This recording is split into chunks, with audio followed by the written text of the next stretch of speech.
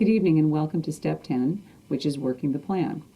This last set of slides will be out to help you make the most and work your plan for your organization.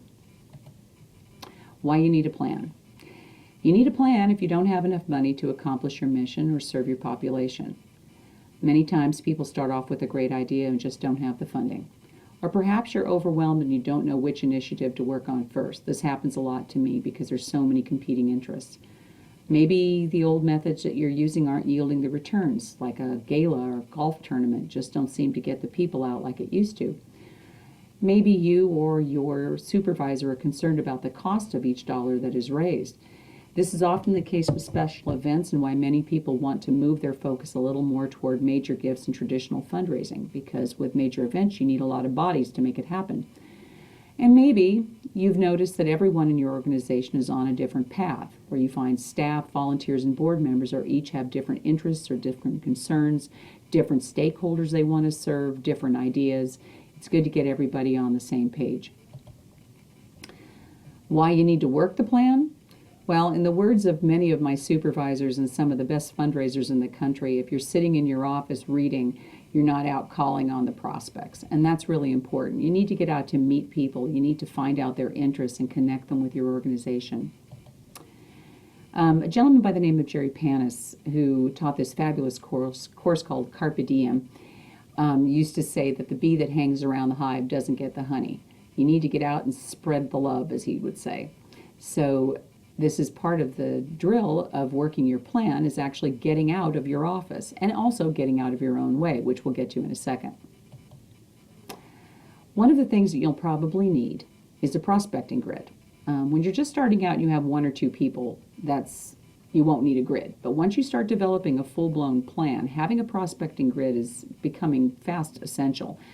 What I have here is a very simple one. It has 4 columns: source of funds, fundraising goals, activities, and staff person. I typically divide up source of funds to individuals, businesses, corporations, and foundations, and then I further divide them up into the dollar amount levels that they give at. You have small donors, you have large donors. I think I'm going to be adding up to this slide set, is a pyramid, a gift pyramid, because you usually have 1 or 2 really large donors and a lot of small donors when you start working on your goals. So say you have a goal of $250,000, you would have a lot of small gifts, some medium gifts, and then a few very large major gifts. And that's typically how most gift pyramids are organized. And so this is something that you can actually work up for yourself on a little Excel spreadsheet. I'll load up some other examples also to Step 10 that you can take a look at. Benchmarking and measuring your success is really important, and if you are the frontline development officer, you want to make sure that your work is being judged accurately. A lot of times you'll find that organizations only look at the far right-hand column and the dollars that you are raising. I think it's also important to take note, whether you do it or you advise the individuals you work with about this. Where are the increases in specific giving levels? What are the number of visits? Say last year you visited with 10 people per month. This year you're visiting 12 people a month. These kind of increases are really vital and need to be noted because this shows solid development work. What are the number of grant applications and major gifts that are solicited or being sent out? Are donors moving from one level to the next? Say you have a group of $25 a year donors and you're moving them to $50 a year donors. These are numbers that you need to keep track of. I also, too, in this age of social media, take a look at the number of increases in likes and Twitter followers. Those are also pretty important in getting your word out. And in the words of one of my supervisors, you need to get out of your own way. In this, I have some tips. Create an annual work plan. This would be looking at your events and your awareness plan that you've developed, and how do you work that into your existing plan for who you speak to?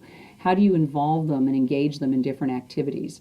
Ditch or control your email. If you have it running in the background, don't check it constantly. Check it every now and then. Don't let it control you. Eliminate your time wasters. For me, I found that when I was managing our Facebook page that the news feed was becoming a mental parking lot for me. I could sit there and read what everybody was talking about, and I would find that an hour would go by in a blink of an eye. So be aware of your time wasters. Plan your week ahead of time. I like to do mine on Fridays so it frees up my brain, and then on Monday I tweak it a little further. I sit down with anybody I'm working with to talk about the week ahead.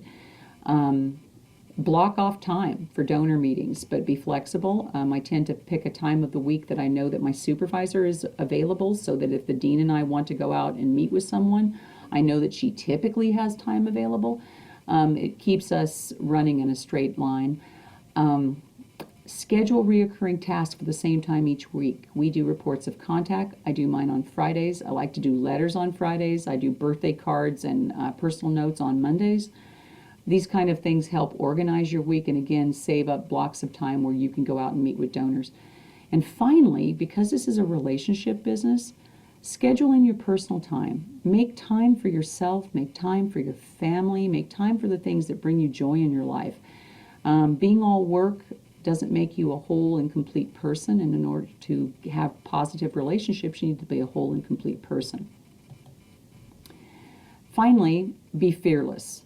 In the words of Roxanne Hines, who's an individual I used to work with here at Fresno State, you need to be fearless. Get out there, make the ask. You saw this from the ask slides. The number one reasons why donors don't give is that we don't ask them. It's not because they say no. Use your fundraising plan as your guide. When you feel like you're waffling, pull out your action plan, pull out your fundraising guide and your prospecting grid, pull yourself back into alignment so that you know where you're going. Keep your asks simple. Should be something that you could say standing in the elevator with a complete stranger.